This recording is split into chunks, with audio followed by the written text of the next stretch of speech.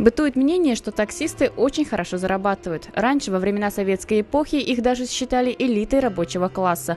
Ведь у таксиста всегда были наличные деньги и связи во всех магазинах и гастрономах. Но после перестройки произошли перемены, и система таксомоторных служб изменилась. Наш герой, водитель одной из столичных таксомоторных служб Сергей Анисимов, согласился провести с нами несколько часов своей рабочей смены и рассказать о премудростях работы таксиста. Обычный рабочий день водителя таксомоторной службы начинается в 8 утра с визита к медику.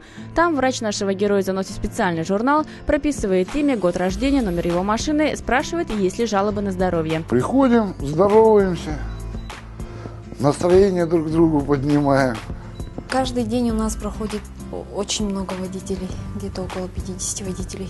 Проверяем давление обязательно, жалобы спрашиваем и на алкотестер обязательно. Если у водителя жалобы есть, повышенное давление, можно и да, тогда обязательно уже не допускаем.